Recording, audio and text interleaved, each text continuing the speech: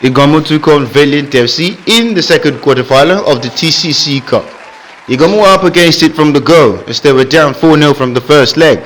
Clad in their traditional red dome kits, they were facing Valiant's greens, and coach Achif Yunus's boys knew what they had to do as they sought to consolidate on their place in the semi-final, which had all but been achieved after the predominant first leg win.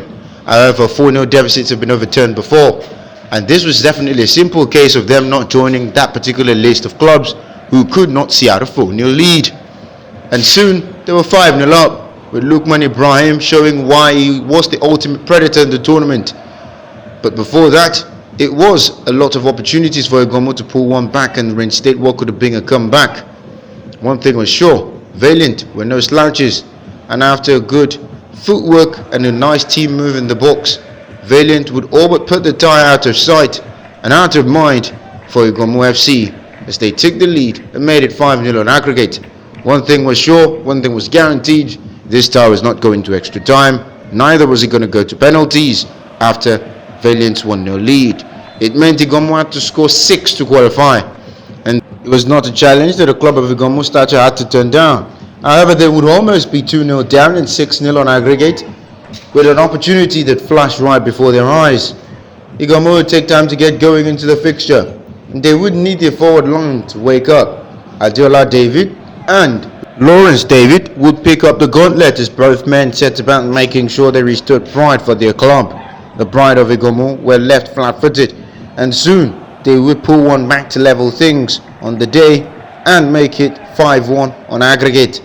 However, it would take time as they sought to break Valiant down through wing play and opportunities from range. Valiant had erected what would be an insurmountable wall in goal, and it would be a difficult task for Iganmu FC to pull one back.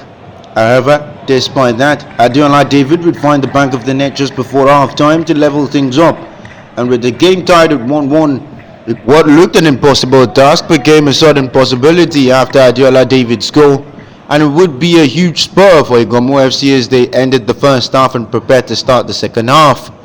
The goal would seem to give them a wind in their sails as they went for the jugular, a bit to level things up on aggregate. It was definitely a long journey ahead, but was one they had begun at the end of the first half. The second half would be a different kettle of fish, and Valiant would attempt to get more goals as coach Achif Yunus's men continued to stick to their relentless attacking philosophy. It would come at a cost, and with their 5-1 lead all but assured, it would seem that things were definitely going out of hand after a defensive gaffer almost cost them a second goal. Iganmu could smell blood, and they would continue to throw forward the numbers as they sought to restore parity. It was a long way, but it was definitely not impossible.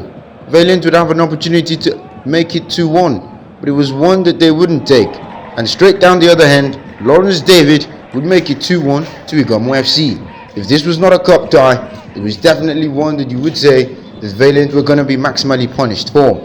With a score 2-1 at the tie at 5-2 in aggregate, Iganmu were in a hurry. Time was not a luxury they could afford, and sooner rather than later, they were celebrating once again after a defensive mix-up would allow the goalkeeper turnover possession and give Adiola David what would count as perhaps the best goal of the quarter-final, curling what was a beauty into the top corner of his right boot.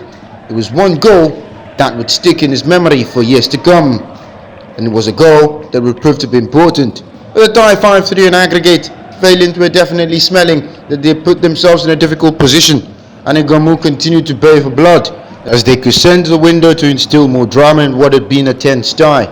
Valiant might have had the all-important away goal, but they were putting themselves in a situation where one of the biggest comebacks in football could happen, and Iganmu continued to press for what would be a fourth goal that would ultimately put Valiant in an inconvenient position.